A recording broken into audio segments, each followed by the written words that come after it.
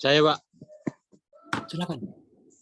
Baik, teman-teman dan Bapak dosen, mari kita bersatu dalam doa. Bapa kami yang bertata di dalam kerajaan surga, puji syukur kami panjatkan kepada-Mu Tuhan. Di siang hari ini kami akan memulai kegiatan perkuliahan kami. Karena Kau berkatilah kami dari awal sampai akhir ya Tuhan. Berkati dimanapun kami berada. Berkati juga Bapak dosen kami yang akan memberikan materi perkuliahan kami pada hari ini Tuhan. Ya Tuhan, berkati juga kami mahasiswanya supaya kami dapat membuka pikiran dan menerima apa yang dijelaskan oleh Bapak dosen kami. Ya Tuhan, segala dosa yang kami perbuat, yang kami sengaja maupun tidak sengaja, kiranya Kau ampuni dosa-dosa kami, Tuhan, sehingga kami layak di hadapan-Mu. Di dalam nama-Mu, Tuhan Yesus Kristus, kami berdoa dan mengucap syukur. Amin. Amin. Oke, baik. Saya akan sampaikan dulu beberapa pengumuman sebelum kita mulai perkuliahan. Yang pertama, bahwa dalam rapat dosen yang baru saja kami lakukan, diputuskan bahwa perkuliahan kita dilakukan secara daring, mengingat kasus-kasus di beberapa tempat mengalami peningkatan. Nah, itu jadi karena itu maka diputuskanlah 2 bulan ke depan akan dilaksanakan daring bagi mahasiswa yang tinggal di luar kampus. Kalau dalam kampus di onsite. Nah, itu yang pertama. Nah, yang kedua,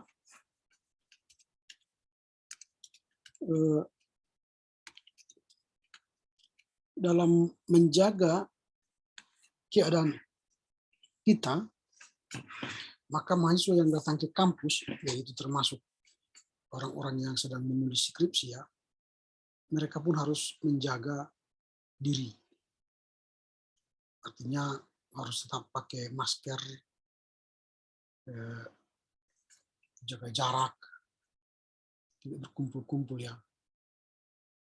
Itu yang kedua. Jadi kalian pun nanti, kalaupun kalian mau datang ke kampus, harus tetap menjaga diri. Sehingga tidak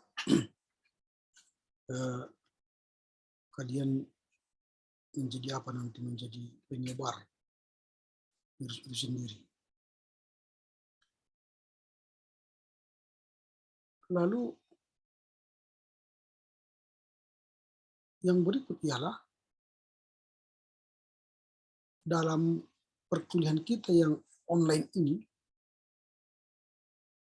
nanti akan dievaluasi 2 bulan ke depan. Nah, kalau misalnya nanti ternyata akan terjadi penurunan, maka sebentar ya, ada tamu sebentar.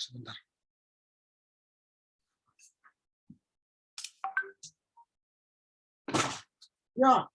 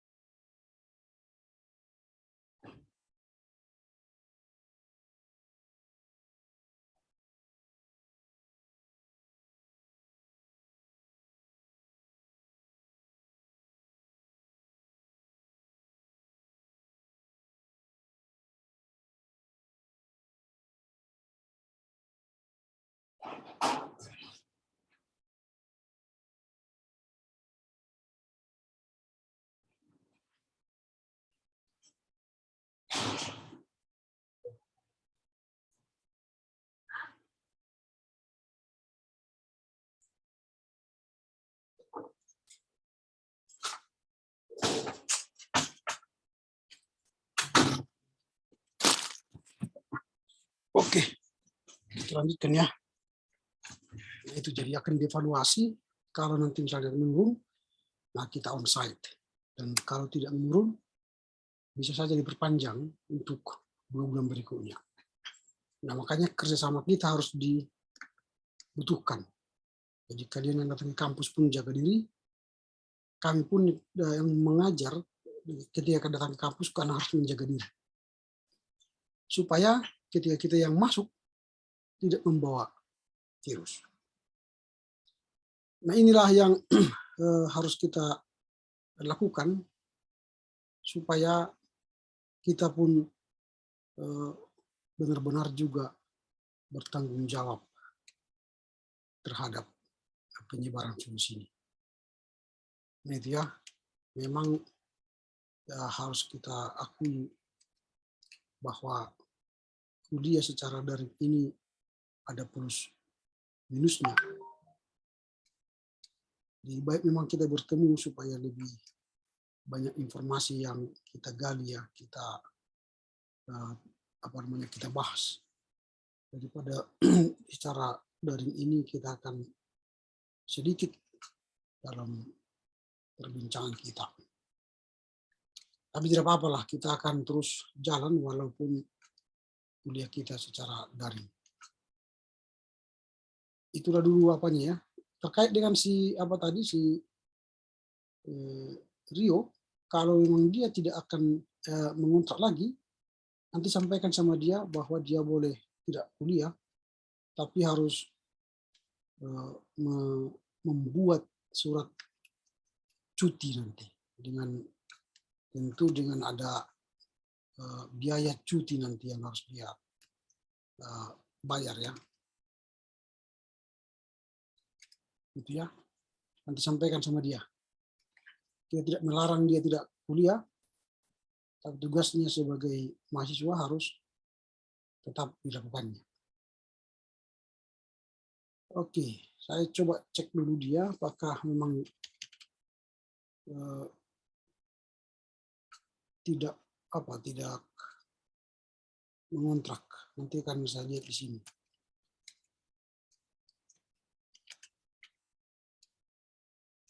Sebentar.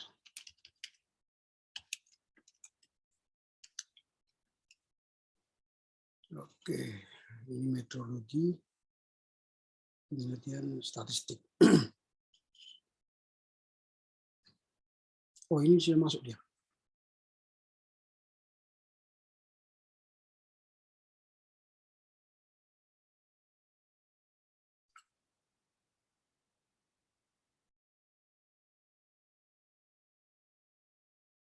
Nah, apakah Rio sudah bisa mendengar suara saya? Halo Rio. Ya Pak. Nah, kamu sudah mengontrak mata kuliah ini?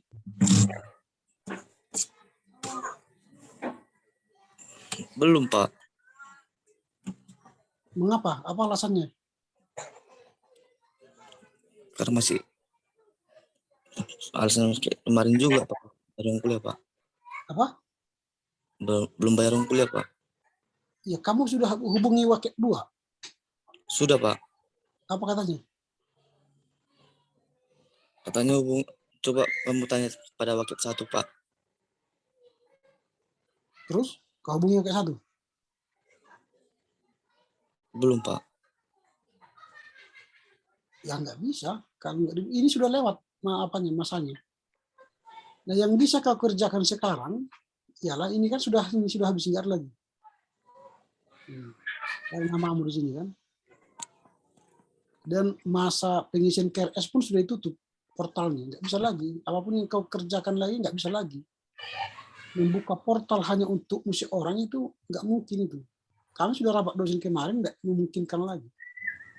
Yang bisa kau kerjakan sekarang ialah pergi ke Wakil 1 meminta surat cuti supaya argomu tidak jalan. Argomu nanti kalau tidak minta cuti, maka kamu wajib membayar uang kuliah, tapi tidak dapat nilai apa-apa. Gitu. Tapi kalau kau meminta cuti, tapi bayar ada juga yang dibayar rupiah. sehingga argomu tidak jalan. Artinya masa studimu tidak jalan. Nah itu, jadi pasti semua sebenarnya bisa dikomunikasikan kalau kamu rajin berkomunikasi kepada mereka. Tidak ada yang tidak ada masalah yang tidak diselesaikan kalau kita punya kemauan berkomunikasi. Nah begitu ya Rio. Jadi minggu depan kalau tidak ada namamu, nggak ada gunanya kau kuliah. Karena kau ikut pun semua, toh tidak ada nilaimu nanti pada akhir semester. Nggak bisa saya masukkan ke sini, nggak ada nanti bisa saya masukkan nilai ke sini. Nggak ada nilaimu. Walaupun kamu nanti satu semester ini kuliah, tapi namamu tidak ada di sini. Tidak bisa saya memberikan nilai. Ini. Bisa lihat kan? Ini. Nanti kalau misalnya ya, saya tunjukkan nanti ini cara mengisi nilai di sini, di portal dosen. Ini ya, supaya kalian jangan main-main ya. Ini nanti pengolahan nilai, ini pengolahan nilai. Lalu saya akan memasukkan nilai kalian. Saya buka nanti ini metodologi penelitian statistik. Yang ini kan, buka pengisian nilai ini. Nggak ada namamu. Kalau saya isi di sini nanti nilai, nggak ada namamu. Nah itu, jadi kalaupun kau satu semester ini rajin, ya nilainya tidak ada. Begitu. Jadi energimu sayang. Makanya saya katakan minggu yang lalu, segera urus. Jadi gitu ya. Pasti ada solusi. Saya katakan kemarin kan pasti ada solusi. Dengan membayar sebagian bisa. Begitu. Nah, apa rupanya kata Pak Wakil 2 kemarin? Apa kau bilang sama Pak Wakil 2? Ya Pak, Apa yang kau bilang sama Pak Wakil 2 kemarin? semalam Pak. Ya, apa kau bilang sama dia? Saya bilang kan Pak, apakah saya boleh sabar ya Pak?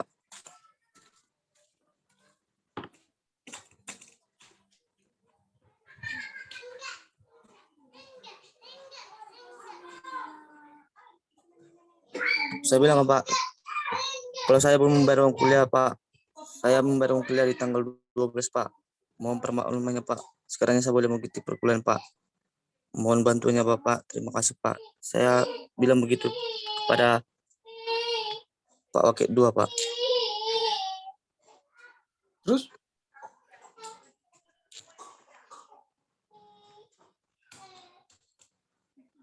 Terus dibilang Pak Wakil 2 Pak yang belum membayar sama sekali tidak bisa ikut perkuliahan dan portal sudah ditutup.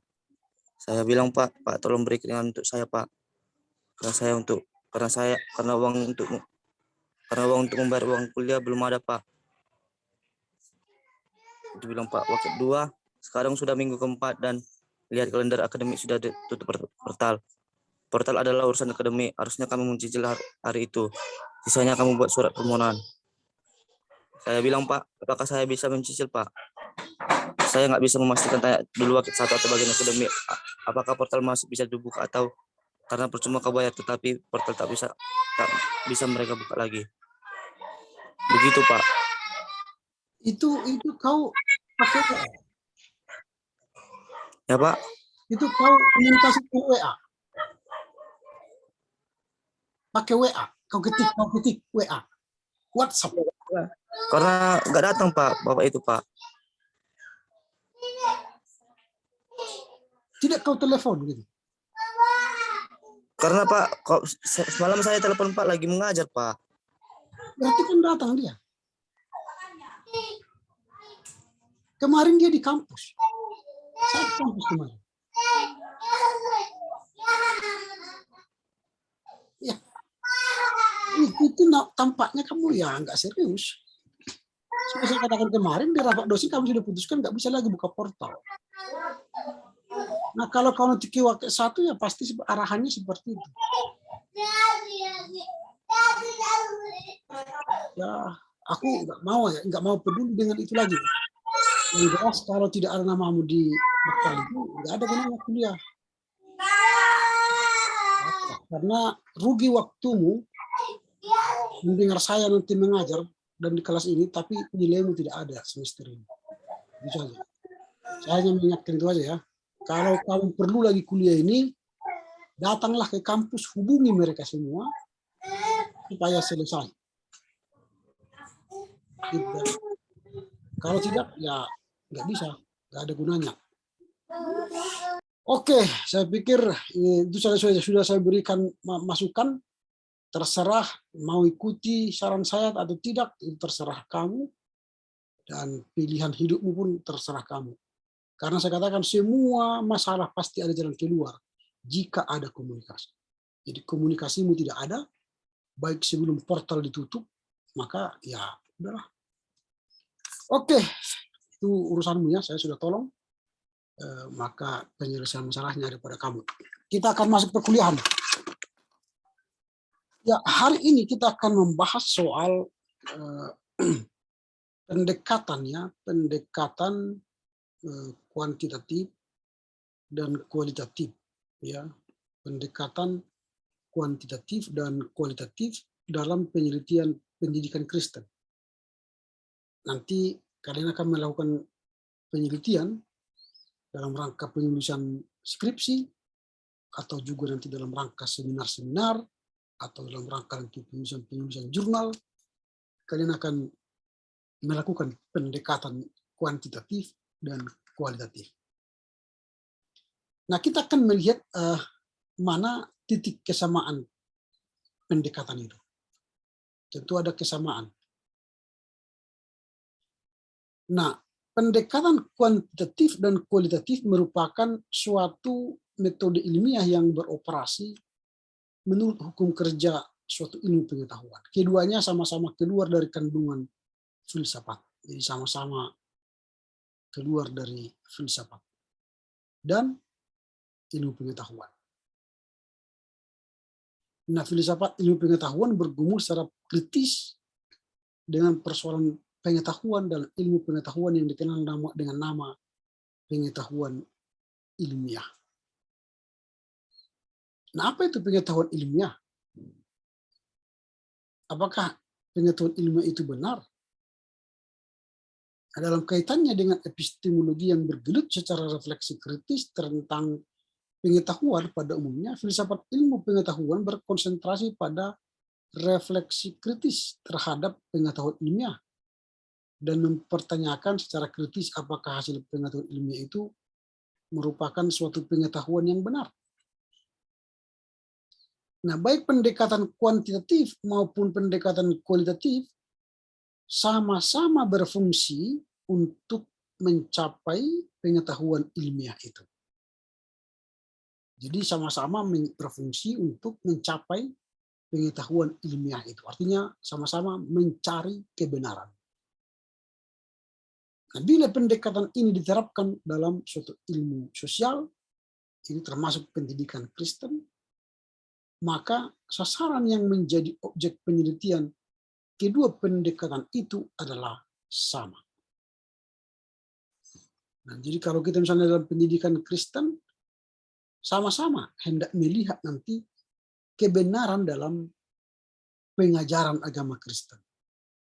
Pengajaran dan pendidikan agama Kristen. Nah, jadi kedua metode pendekatan tersebut dipakai sebagai alat untuk meneliti realitas sosial. Jadi sebuah alat meneliti realitas sosial atau realitas masyarakat. Apa itu realitas sosial? Tentu yang akan kalian teliti nanti soal pendidikan agama Kristen. Bagaimana realitas sosial pendidikan agama Kristen? Baik di sekolah, baik di keluarga, baik di gereja. Itu harus kalian teliti nanti secara realita.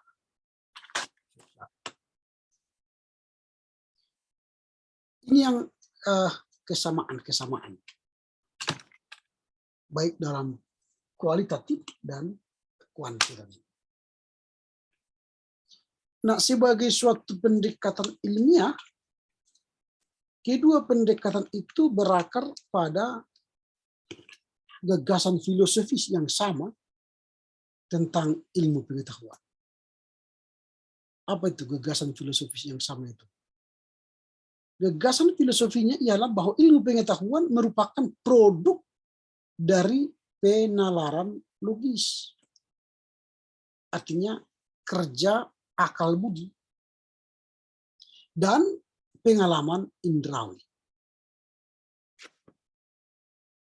Jadi baik kualitatif dan kuantitatif sama-sama memiliki gagasan filosofi tentang produk dari penalaran logis, logika, dan penalaran indrawi. Ini pengalaman supranatural. Artinya pengetahuan yang diperoleh melalui pendekatan kuantitatif dan kualitatif lahir dari perpaduan antara kerja akal budi dan kerja alat indrawi manusia. Nah, dalam bahasa filsafat, perpaduan antara rasionalisme dan empirisme menghasilkan pengetahuan ilmiah. Jadi rasionalisme itu kan logika, rasio, pikiran. Empirisme ini kenyataan sosial atau indrawi. Bagaimana kita rasakan. Jadi penyatuan rasio dan empiris akan melahirkan atau menghasilkan pengetahuan ilmiah. Rasionalisme mengedepankan keabsahan pengetahuan yang didasarkan pada penalaran logis, akal budi. Sementara empirisme mengedepankan keabsahan pengetahuan yang didasarkan pada pengalaman indrawi. Nah, proses pencapaian pengetahuan ilmiah yang mengadopsi kedua pendekatan itu berjalan dalam dua arah, yaitu data-data empiris yang berasal dari pengalaman indrawi, disusun menurut hukum-hukum penalaran yang logis, akal budi, untuk menghasilkan suatu teori atau pendekatan induktif, atau juga suatu hipotese diuji dan dibuktikan oleh pengalaman indrawi untuk menghasilkan kebenaran hipotese tersebut, metode deduktif. Minggu yang lalu sudah saya jelaskan ini. Kalau dia pakai kualitatif, dia induktif. Kalau pakai kuantitatif, dia deduktif. Jadi kalau tadi pendekatan itu berjalan dalam dua arah. Arah yang pertama itu pengalaman indrawi itu, pengalaman kita dalam mendidik anak, mendidik remaja, pendidikan agama Kristen, kita lakukan untuk menghasilkan teori melalui proses akal budi, maka itu disebut dengan pendekatan induktif. Itu cara yang pertama. Cara yang kedua, kita mempunyai hipotesa, lalu kita membuktikannya melalui pengalaman indrawi, maka dia menghasilkan kebenaran hipotese. Jadi pembuktian kebenaran. Itu namanya metode deduktif. Jadi titik kesamaan lain dari antara pendekatan kuantitatif dan kualitatif adalah bahwa keduanya berbasiskan pada penelitian riset lapangan. Jadi riset lapangan. Karena pengalaman indrawi tadi sama-sama ada. Karena baik penelitian kuantitatif dan kualitatif membutuhkan pengalaman indrawi. Berarti lapangan. Kalau kualitatif tadi pengalaman indrawi itu, lalu dia melakukan rasio dalam pengalamannya itu, lalu lahirlah teori. Itulah induktif. Kalau pendekatan kuantitatif, dia punya hipotesa di awal, lalu dia buktikan melalui pengalaman indrawi, lalu hipotesa itu terbukti, maka terjadilah kebenaran hipotesa. Itu namanya deduktif. Nah, kedua pendekatan itu mengacu pada realitas lapangan. Itu kesamaannya ya. Jadi mengacu pada realitas lapangan. Artinya baik pendekatan kuantitatif maupun pendekatan kualitatif sama-sama mensuplai data, ya, mensuplai data, menganalisa data, menginterpretasi data, menafsir data. Ya, itu kesamaannya. Jadi sama-sama mensuplai data, menganalisis data, dan menginterpretasi data. Artinya menafsir data. Nah, instrumen yang banyak dipakai dalam kedua pendekatan itu berupa observasi, interview, kuesioner, eksperimen, dialog verbal, dan pengamatan langsung dan tidak langsung, diskusi kelompok atau FGD, forum group discussion, tanya jawab langsung, dokumentasi peristiwa yang dialami, data audio visual, dan sebagainya. Itu instrumen yang digunakan oleh kedua pendekatan itu, kualitatif atau kuantitatif. Itu instrumen-instrumen yang dipakai biasanya. Nah, David Silverman menyebut 4 metode yang bisa dipakai dalam metode kuantitatif dan metode kualitatif. Meskipun keempat metode ini diterapkan secara berbeda dalam metode kuantitatif dan metode kualitatif. 4 metode itu adalah observasi, analisa teks, interview, dan transkrip atau rekaman interview. Nah, melalui instrumen ini, kedua pendekatan itu bertujuan untuk menguji hipotese atau juga merekonstruksi suatu teori yang diabstraksikan dari data-data empiris sebagai hasil beroperasinya kedua pendekatan tersebut. Singkatnya, kedua pendekatan tersebut sungguh-sungguh bergerak dalam ranah ilmiah yang sama sekali berbeda dengan ranah filosofis. Nah, ini dulu pendahuluannya. Kira-kira ada pertanyaan? Sampai di sini. Ada pertanyaan? Ya, silakan. Yang saya pertanyakan indrawi itu apa? Pengalaman empiris. Indra, ya, ini kan tubuh. Pengalaman kita, pengalaman sehari-hari, hidup. Pengalaman hidup sehari-hari. Gitu ya. Ada lagi? Izin bertanya, Pak. Ya. Bagaimana nanti cara atau langkah-langkah kami, Pak, dalam meneliti realitas sosial dan masyarakat? Oh, itu nanti akan ada pembahasan kita. Ini sekarang masih kita lihat kesamaan pendekatan kualitatif dan kuantitatif dalam pendidikan agama Kristen. Jadi masih kesamaan. Nanti bagaimana langkah-langkahnya nanti akan pertemuan-pertemuan berikutnya kita akan bahas. Baik, Pak. Oke, kalau tidak ada kita lanjutkan soal perbedaan. Tadi kan kesamaan, sekarang perbedaan pendekatan kuantitatif dan pendekatan kualitatif. Nah, pendekatan kuantitatif itu apa? Nah, pendekatan kuantitatif merujuk kata kuantitas itu sendiri. Kuantitas. Berarti kuantitas itu banyak, kuantiti banyak. Jadi semakin banyak makin benar, semakin luas makin benar. Kalau kita teliti 50 makin benar. Kalau ada 100 makin benar, ada 150 makin benar. Makin banyak 5.000 orang makin benar. Kalau satu desa benar, satu kecamatan makin benar.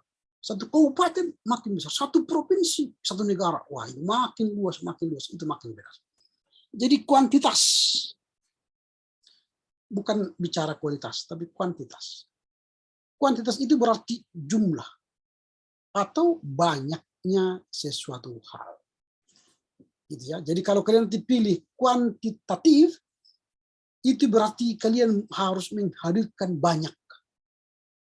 Entah orang kah, entah sesuatu kah, pokoknya banyak. Artinya bicara jumlah. Nah, pendekatan kuantitatif berarti pendekatan yang bersifat menjumlahkan atau mengumpulkan. Jadi ada angka-angka di situ.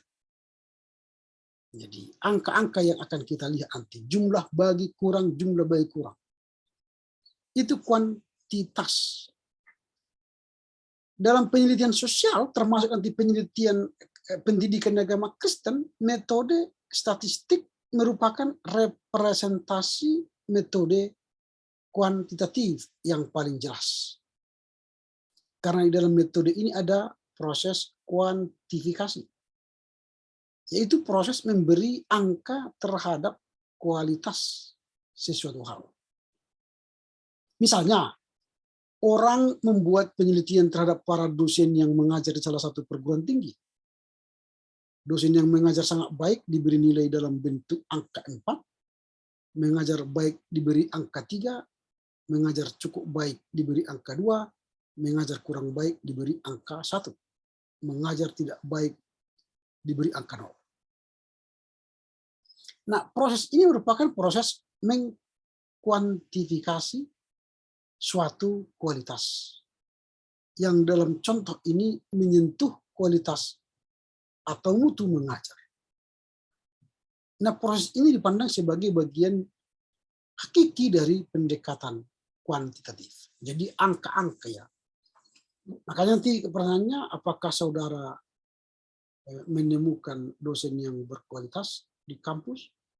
Nah itu. Jadi apakah dosen mengajar sangat baik, cukup, kurang baik, atau mengajar tidak baik. Nah itu nanti ada 4, 3, 2, 1, 0. Itu cara kerja kuantitatif. Jadi angka-angka. Nanti baru dijumlahkan berapa orang yang milih 4, berapa orang yang milih 3, berapa orang milih 1, berapa orang milih 2, berapa orang milih 0. Nah, latar belakang filosofi yang melahirkan pendekatan kuantitatif adalah positivisme. Itu kan sudah saya bilang kemarin kan, filsafat positivisme. Artinya filsafat positivisme ini keluar dari kandungan empirisme yang dirintis oleh para filsuf empiris seperti John Locke, David Hume, dan Auguste Comte. Nah, basis utama pengetahuan ditemukan dalam pengalaman indrawi yang diperoleh melalui observasi. Tetapi kekhasan aliran positivisme terdapat dalam pendirian dasar bahwa objek pengalaman indrawi, ya, objek pengalaman indrawi secara ketat hanya menyentuh sesuatu yang bisa diamati. Artinya observable. Nah, bila objek pengalaman itu tidak bisa diamati, dia tidak bisa dijadikan dasar bagi pencapaian pengetahuan ilmiah. Nah, konsekuensi lebih lanjut dari pendirian dasar ini ialah bahwa hasil observasi peneliti haruslah bebas dari penilaian subjektif.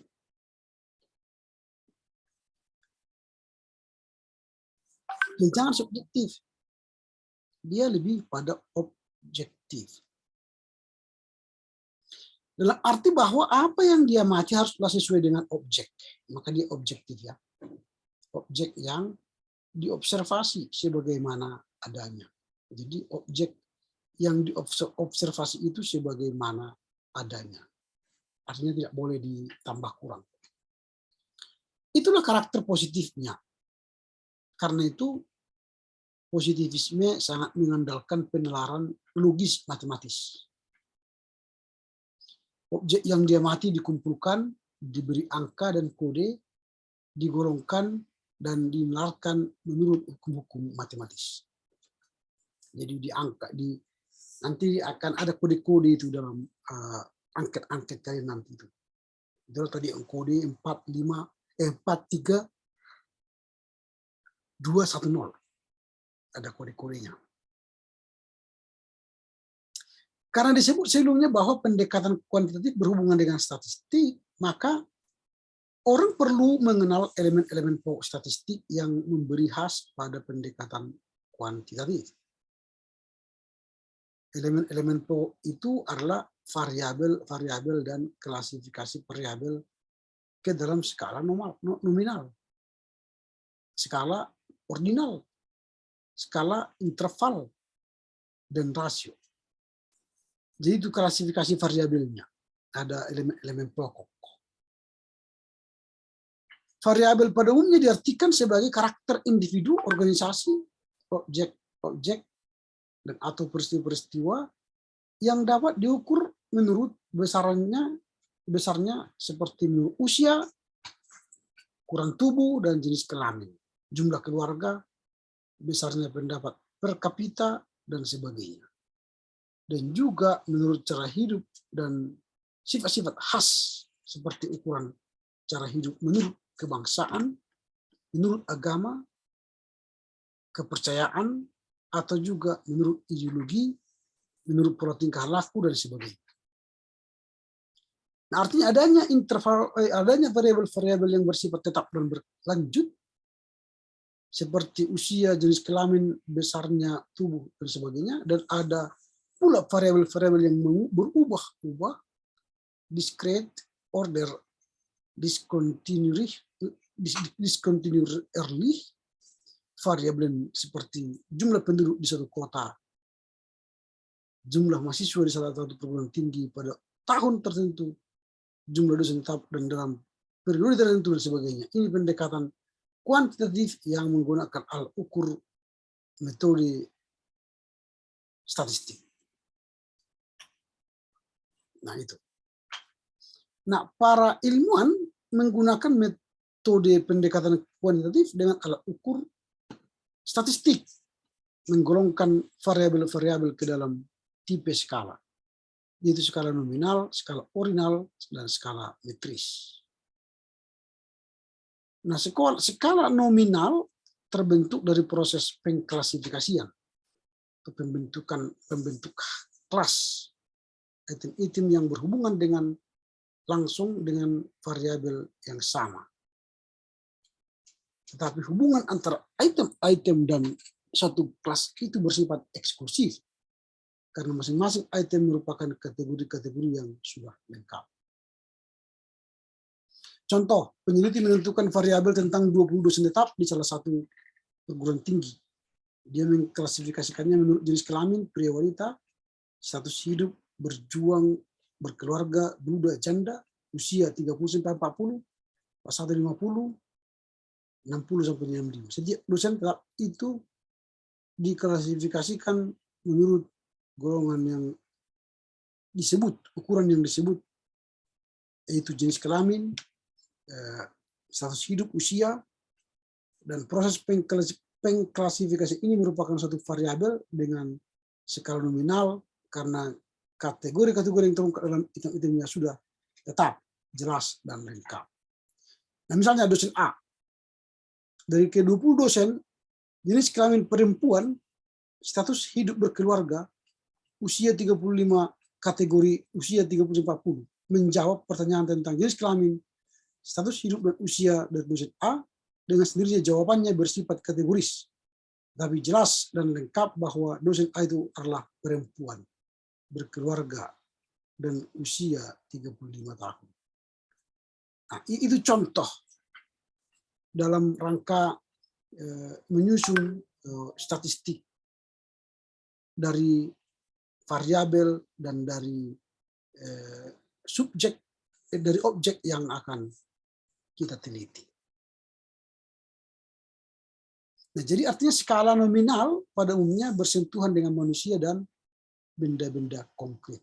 Itu yang diteliti.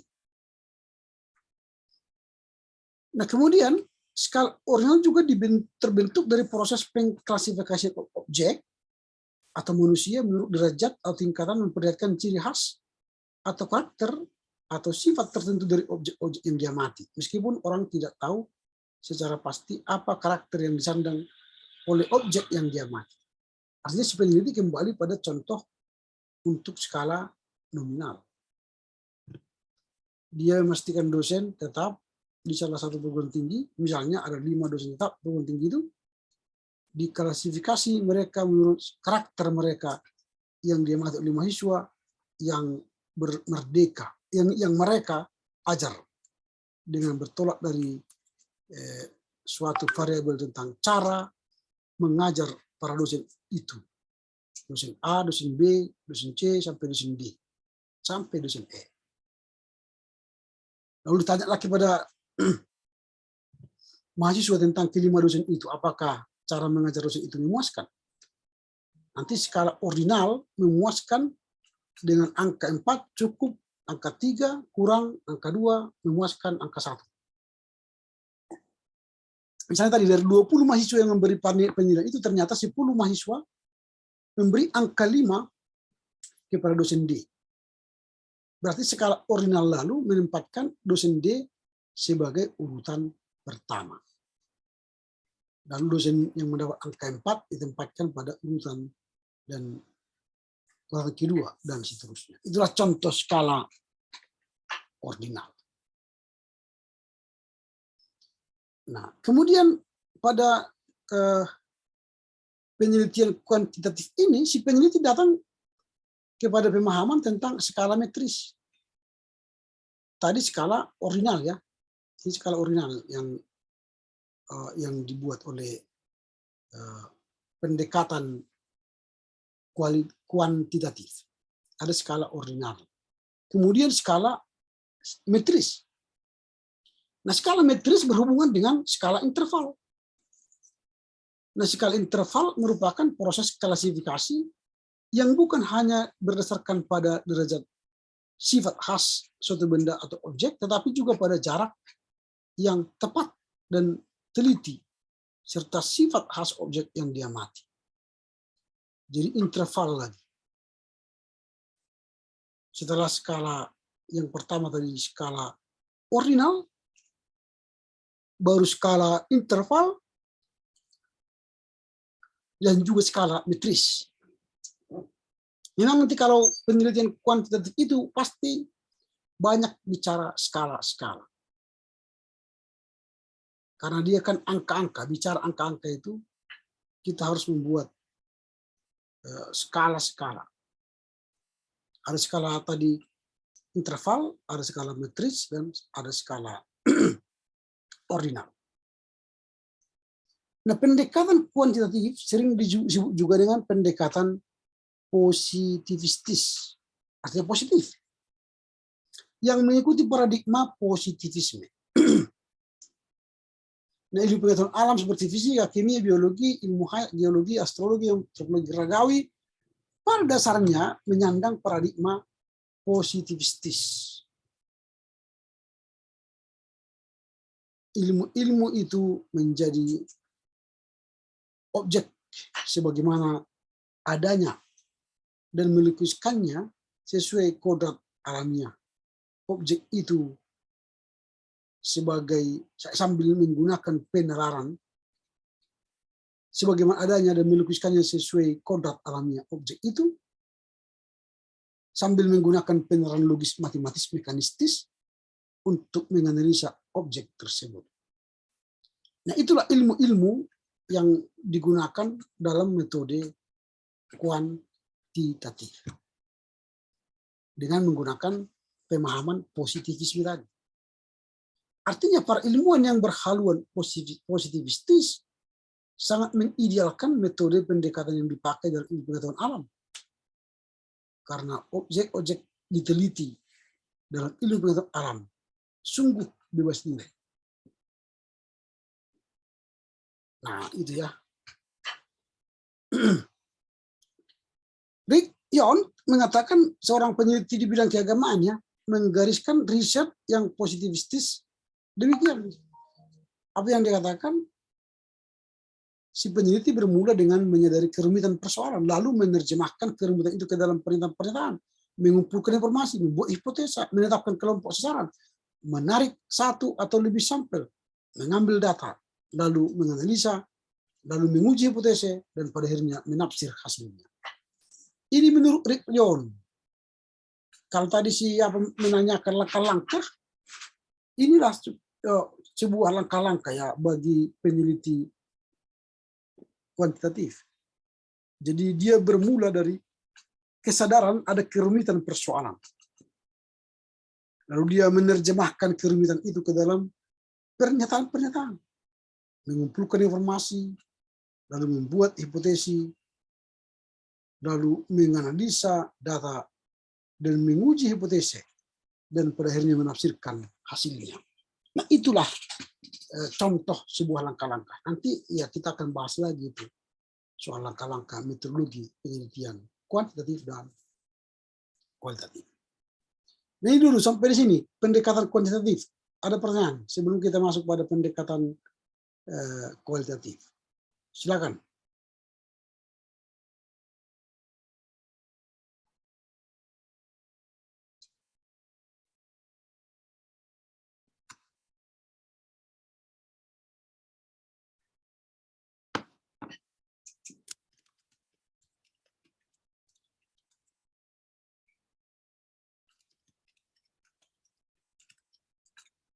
Ada kira-kira?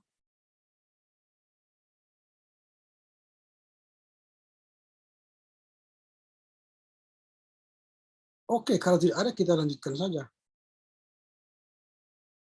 Nah, sekarang kita melihat pendekatan kualitatif. Nah, apa itu pendekatan kualitatif? Pendekatan kualitatif mengacu pada kualitas. Jadi bukan banyak ya. Bukan soal banyaknya yang dia wawancarai, tapi soal kualitas yang diwawancarai.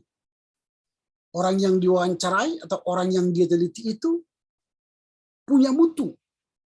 Ya, punya mutu, punya kadar, punya makna, punya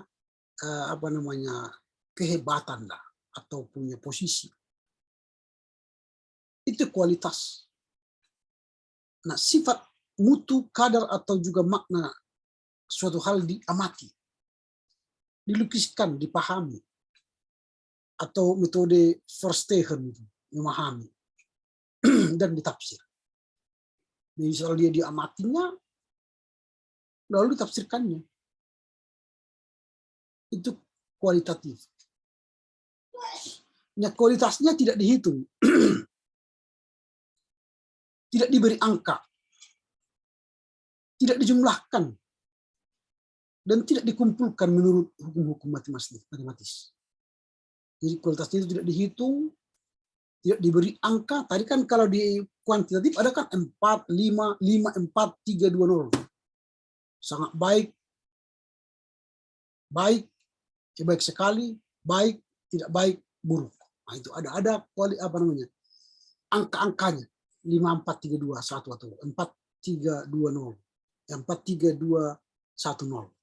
Terserah dia membuat angka-angka itu. Tapi ini tidak. Nah, qualitative methodologies refers to the research procedures which produce descriptive data.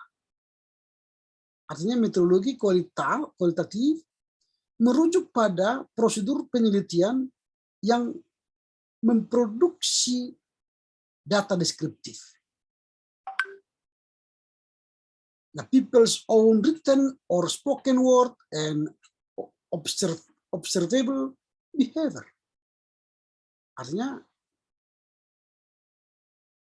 milik penduduk atau pendapat orang ditulis atau kata-katanya pun ditulis dan tindakannya pun ditulis sebagai sebuah penelitian atau diamati. Itu kata Robert Bock dan Steve J. Taylor. Jadi dia mengacu pada prosedur-prosedur penelitian yang menghasilkan data-data deskriptif. Deskriptif itu kan menggambarkan, dia ceritakan, atau dia narasikan nantinya. Nah, pendekatan semacam ini langsung berhubungan dengan subjek-subjek, entah dalam satu organisasi atau juga dalam suatu institut, dan berfungsi secara holistik sebagai kerangka setting yang di dalamnya berperanlah subjek-subjek itu. Nah, kita boleh mengatakan bahwa pendekatan kualitatif adalah suatu studi tentang subjek. Jadi satu studi tentang subjek. Jadi subjek itu yang diteliti. Makanya ini diwawancarai kan.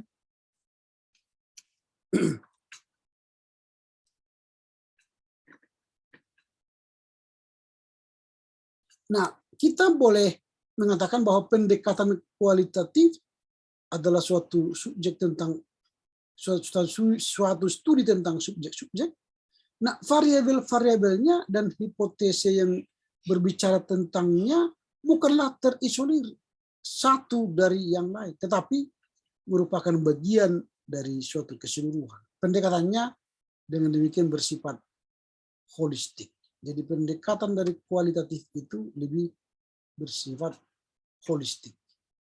Jadi tidak bisa dia katakan aku hanya meneliti di SMP saja, atau di SD saja, atau di SMA saja. Tidak. Walau dia teliti SD, tapi tetap dia akan membandingkannya kepada SMP dan SMA.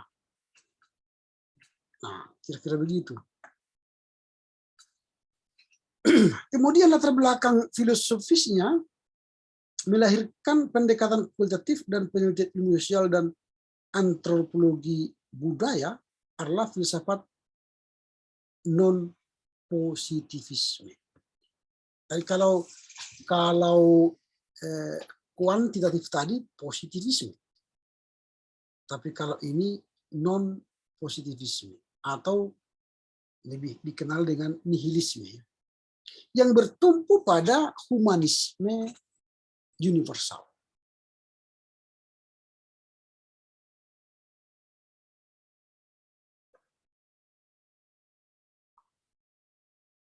Nah, itu ya.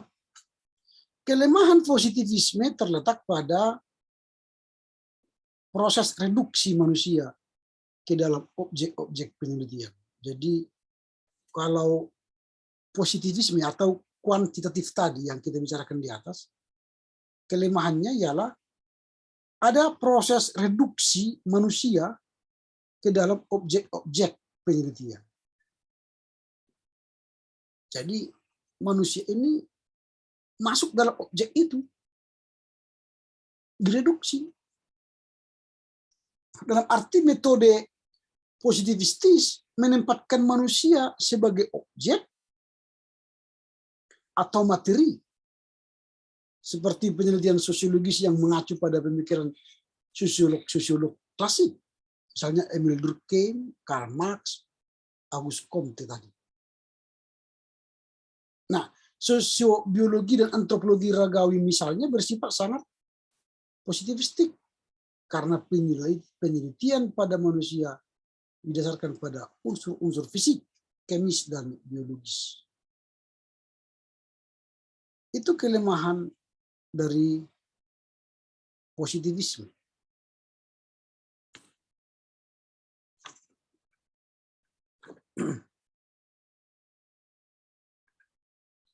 Kemudian kelemahan positivisme itu memberi peluang lahirnya pendekatan non-positivistis.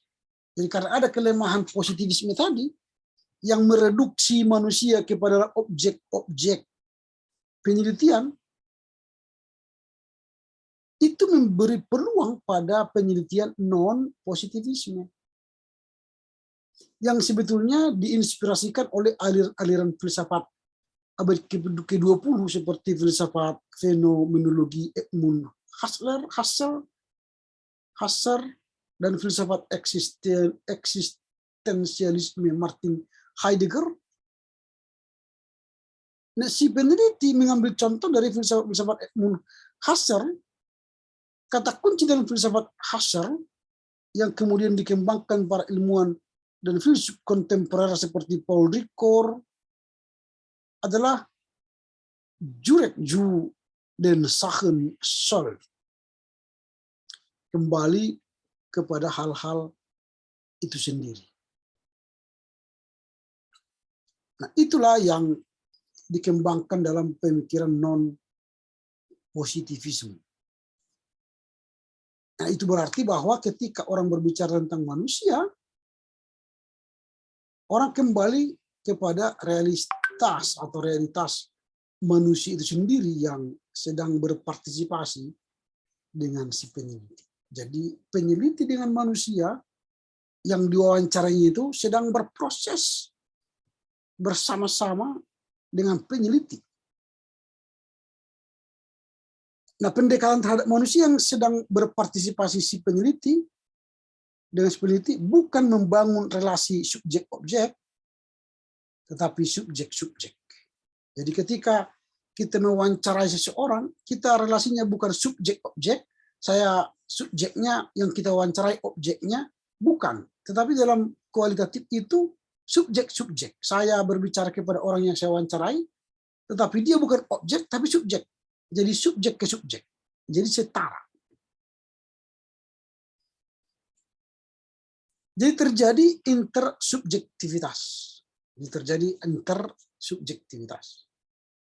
Sehingga pendekatan kualitatif berdiri di atas relasi subjek-subjek. Intersubjektivitas. Jadi inter di antara subjektivitas. Nah, itulah pendekatan kualitatif. Karena lahir dari kelemahan positivisme tadi yang mereduksi manusia menjadi objek. Jadi yang diteliti itu jadi objek. Yang diangkat itu, yang diteliti itu jadi objek. Apakah dosen itu sangat baik, baik sekali, baik, tidak baik, kurang baik. Jadi yang kita teliti itu jadi objek. Itu yang kuantitatif. Tapi kalau kualitatif, yang kita teliti itu bukan objek, tetapi yang kita teliti itu adalah subjek. Nah, itu. Nah, pendekatan kualitatif mengenal beberapa strategi penelitian seperti disiplin ilmu etnografi, etnometodologi, fenomenologi, pendekatan yang bersifat naratif, grounded theory, studi kasus, atau triangulum method. Minggu yang lalu sudah saya catat yang masuk dalam pendekatan kualitatif ini. Nah, apa itu etnografi? Etnografi adalah suatu studi tentang suku-suku di dalam konteks lokal mereka yang secara khas berhubungan dengan kutipan atas ucapan-ucapan mereka secara langsung dan juga berhubungan dengan deskripsi umum atas peristiwa-peristiwa. Itu etnografi. Artinya kalau David Tetterman mengatakan ethnography give voice to people in their own local context, typically relying on verbatim quotation and ethic description of event. Artinya dia mengatakan pendekatan etnografi itu memberi suara dari penduduk itu sendiri secara konteks lokal. Merelay dari tipikal atau kutipan-kutipan, percakapan-percakapan atau verbatim itu. Dan deskripsi yang terjadi dalam event-event itu. Itu menurut David Tetterman. Sehingga si etnografer mengamati penduduk setempat dalam kehidupan keseharian mereka. Itulah hebatnya penelitian kualitatif ini. Kita datang ke sebuah tempat, meneliti kehidupan masyarakat itu dalam budaya mereka. Ia berfungsi, artinya peneliti itu berfungsi sebagai alat lensa untuk menafsir tingkah laku yang dia amati dan berkeyakinan bahwa tingkah laku yang dia amati ditempatkan dalam konteks secara kultural relevan dan bermakna. Jadi yang dia amati dalam kehidupan lokal itu tadi relevan dan bermakna, bukan melecehkan. Nah, jadi si peneliti berada di antara penduduk itu dalam waktu yang agak lama, di lingkungan alamiah penduduk tersebut dengan pikiran peneliti yang terbuka, yang dilengkapi dengan problem, teori, kerangka penelitian, teknik pembacaan data, alat analisa, dan gaya penulisan tertentu. Nah, sehingga strategi penelitian etnografis dijalankan juga dalam disiplin etnometeorologi yang dirintis oleh Harold Garfinkel. Nah, etnometeorologi ini memfokuskan penelitiannya pada masyarakat biasa dalam kehidupan sehari-hari. Dan etnometeorologi subjek-subjek yang diteliti dalam suatu masyarakat ketika berhadapan dengan peneliti menjelaskan dirinya melalui percakapan antara si peneliti dan subjek. Si peneliti menaruh perhatian justru terhadap sifat dasar atau kualitas penjelasan itu dan menganalisis cara penjelasan yang digunakan subjek dalam tindakan. Nah, itu. Jadi etnografi sudah kita tahu, etnografi sudah kita tahu, etnometodologi juga sudah kita tahu. Sekarang apa fenomenologi? Nah, fenomenologi itu merupakan strategi penelitian kualitatif yang menyoroti intisari fenomena-fenomena yang dialami oleh manusia. Fenomena sendiri dalam bahasa filsafat Heidegger berasal dari kata benda Yunani painomenon, yang berarti sesuatu yang tampak, sesuatu yang memperlihatkan dirinya. Das sich ziehend. Nah, penelitian sosial mengadopsi pendekatan fenomenologis terfokus pada fenomena-fenomena sosial yang dialami langsung oleh peneliti melalui keterlibatan langsung si peneliti. Jadi dia meneliti langsung, terlibat dalam fenomena yang sedang terjadi itu. Nah, dalam keterlibatan langsung itu si peneliti mengembangkan pola-pola dan relasi-relasi makna yang dapat dipahami melalui partisipasi aktif si peneliti dan subjek-subjek yang berpartisipasi dengannya. Artinya si peneliti perlu mengesampingkan lebih dahulu pengalaman pribadinya agar supaya ia dapat memahami pengalaman-pengalaman partisipan dan makna pengalaman mereka. Jadi kalau misalnya sama-sama kita merasakan COVID sekarang, kita lebih mengutamakan pengalaman orang yang COVID daripada kita yang pernah kena COVID. Sehingga lebih mengetahui makna dari partisipan tentang COVID itu sendiri. Itu fenomena. Sehingga kualitas fenomena yang dialami peneliti lalu dilukiskan dan disistematisir menurut hukum-hukum ilmiah. Itu. Jadi kita sudah bahas tadi apa itu etnografi, kemudian kita sudah bahas pada etnometodologi, ya etnometodologi, kemudian kita sudah bahas fenomenologi. Sekarang apa itu grounded theory dalam pendekatan kualitatif? Grounded theory dipandang juga sebagai satu strategi penelitian kualitatif yang dijalankan oleh si peneliti. Nah, dalam keterlibatan atau interaksi si peneliti dengan masyarakat yang dia amati, dia menghasilkan satu teori umum yang didasarkan pada pandangan-pandangan para partisipan. Jadi ada teori yang dia dapatkan dari pandangan-pandangan partisipan atau masyarakat. Tapi pencetusan teori umum melewati proses-proses interaksi sedari pengumpulan data hingga proses penyaringan informasi-informasi yang diperoleh. Jadi dia menemukan teori-teori atau pemikiran-pemikiran masyarakat atau warga jemaat Kristen tentang pendidikan agama Kristen misalnya, lalu akhirnya dia mengumpulkan pendapat itu lalu dibuat teori. Itu namanya dari grounded theory, jadi dari dasar ya, dari basis masyarakat sehingga melahirkan teori. Nah, dua karakter utama dari grounded theory adalah perbandingan konstan antara data-data dan kategori-kategori yang muncul dan secara teoritis pengambilan sampel pada kelompok-kelompok yang berbeda untuk melihat berapa jauh ada kesamaan dan perbedaan antara kelompok-kelompok itu. Itulah grounded theory. Dan terakhir ini studi kasus. Apa yang studi kasus dalam pendekatan penelitian kualitatif. Ini studi kasus dijalankan dengan konsentrasi pada satu peristiwa atau pada satu kelompok individu. Nah, kasus-kasus itu dibatasi peneliti atas dasar waktu dan aktivitasnya dengan maksud untuk mengumpulkan informasi selengkap-lengkapnya dalam kurun waktu tertentu. Biasanya pendekatan ini kan untuk pendekatan pastoral counseling atau untuk bimbingan atau untuk pendekatan yang lebih personal. Kasus narkoba, kasus sakit penyakit, kasus okultisme, itu kan studi kasus.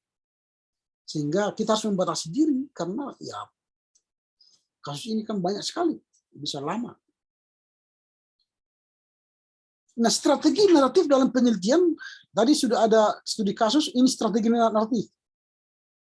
Nah, strategi naratif dalam penelitian kualitatif dilakukan dengan membiarkan individu-individu atau sekelompok individu menceritakan hidup mereka di hadapan si peneliti. Jadi dia cerita tentang hidupnya, pengalamannya.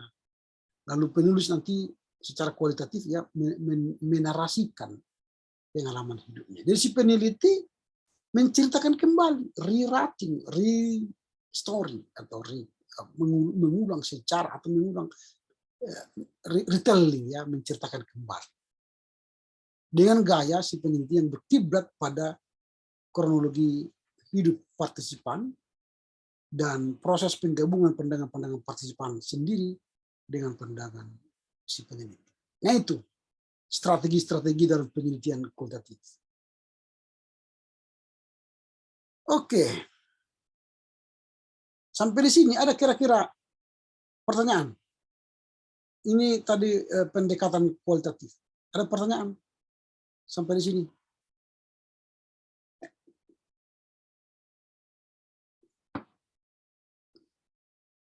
Oke, kalau tidak ada kita teruskan. Sekarang ini perpaduan antara pendekatan kuantitatif dan kualitatif atau mixed method yang saya katakan kemarin. Nah, para ilmuwan menyadari bahwa setiap metode penelitian, baik penelitian kuantitatif maupun kualitatif, memiliki keterbatasan dan kekurangan.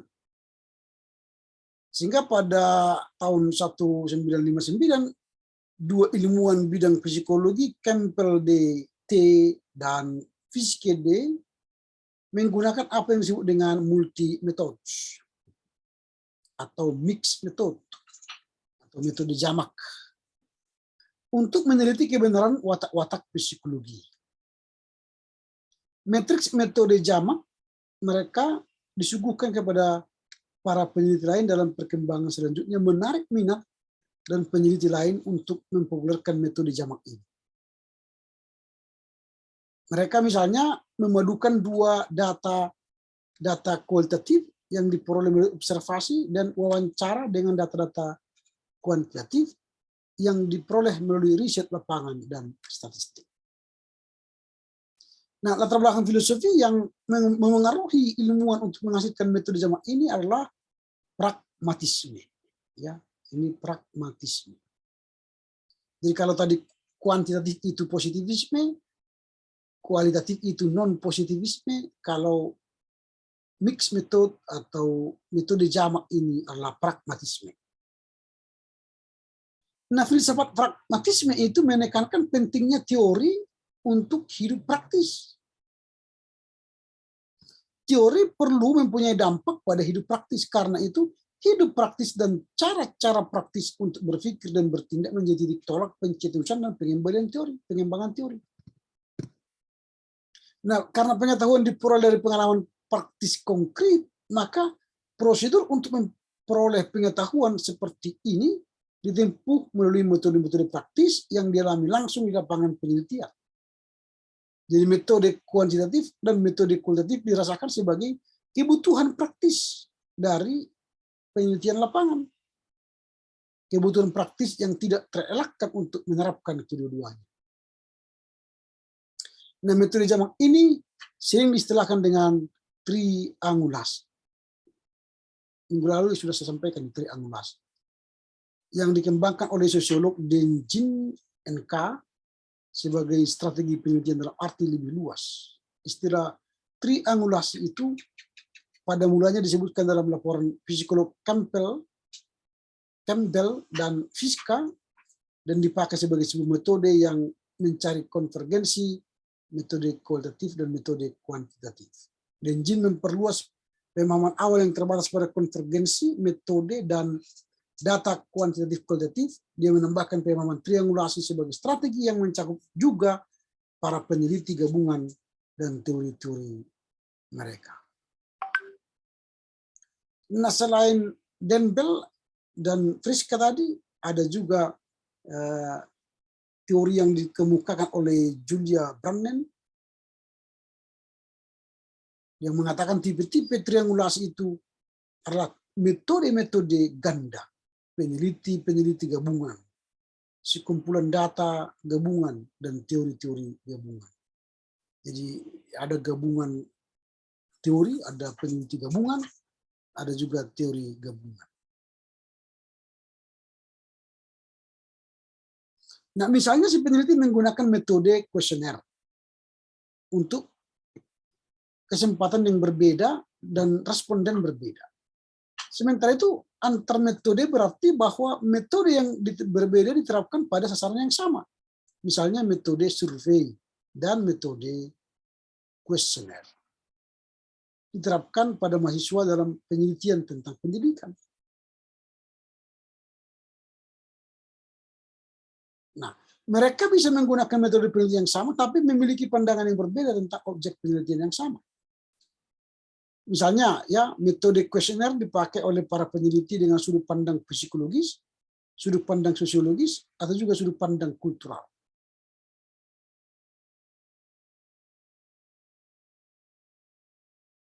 Nah, itu contoh bagaimana metodologi mix itu digunakan atau metodologi jamak itu digunakan.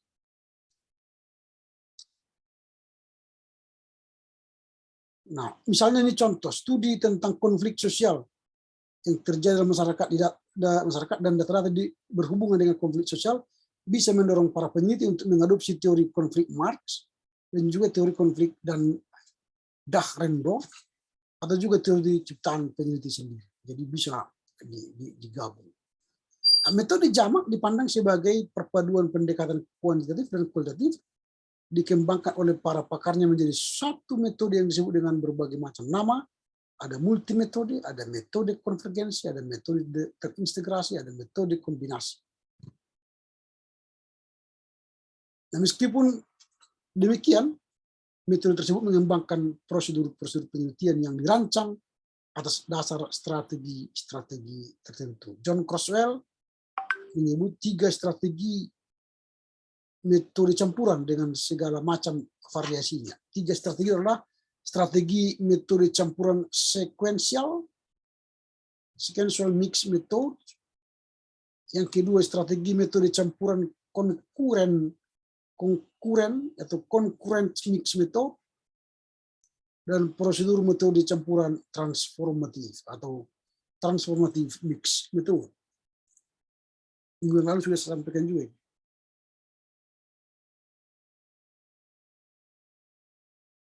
Nah, inilah metode campuran dan mix metode tadi. Nah, dengan demikian metode perpaduan pendekatan kuantitatif dan kualitatif memiliki kerangka penelitian yang lebih luas daripada pendekatan kuantitatif semata atau juga pendekatan kualitatif semata. Kalau terjadi penggabungan tadi ya. Oke, sampai di sini ada kira-kira pertanyaan. Jadi sudah bicara kita soal mix method, metode jamak atau triangulasi atau konvergensi atau teori kombinasi. Ada kira-kira pertanyaan sampai di sini? Cukup jelas? Atau tidak mengerti sama sekali? Memang ini nanti dalam praktik, nanti kan semakin kita dalam satu persatu ya, supaya semakin mengerti. Ini masih kita lihat dulu apa titik pertemuannya, titik kesamaannya, lalu kita lihat titik perbedaannya, lalu kita gabung kedua metodologi itu sehingga menjadi mix method atau metode jamak atau metode kombinasi atau metode konvergensi atau metode triangual. Ya, jadi nanti kita akan mendalami lagi satu persatu atas teori ini. Oke, ada kira-kira yang bertanya lagi? Nah, kalau tidak ada, sampai di sinilah pertemuan kita. Ya, minggu depan juga kita akan tetap daring ya, tetap daring. Dan terakhir saya ingatkan lagi Rio supaya segera mengurus. Kalau tidak diurus nanti sayang sekali ya. Oke, silakan. Siapa yang mau menutup dengan doa?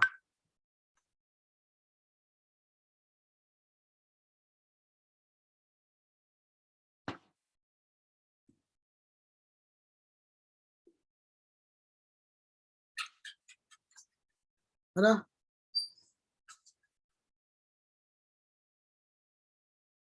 Silakan. Baik Pak, saya Pak. Oke, silakan. Baiklah Pak dan teman-teman, sebelum kita menutup perkuliahan kita, mari kita bersatu dalam doa. Kembali kami mengucap syukur kepada Tuhan buat berkat dan kasih Tuhan hingga pada sore hari ini. Terima kasih buat waktu yang Tuhan berikan kepada kami, supaya kami dapat belajar metode statistik. Semoga apa yang telah dijelaskan Bapak dosen kami Tuhan, dapat kami pahami, dapat kami mengerti Tuhan, agar apa yang telah kami pelajari dapat menjadi bekal kami untuk masa depan kami Tuhan. Tuhan Yesus yang baik, mari Tuhan Engkau selalu memberkati anak-anak-Mu, berikan kepintaran dan kebijaksanaan yang dari-Mu Tuhan. Dan begitu juga kepada Bapak dosen kami Tuhan, mari Tuhan Yesus Engkau berkati, berikan panjang umur serta sehat selalu. Segala aktivitas yang akan kami lakukan selanjutnya Tuhan, kami serahkan hanya ke dalam tangan pengasihan Yesus. Terima kasih Tuhan, terima kasih Yesus. Amin. Amin. Oke, makasih ya. Selamat sore bagi kita semua ya.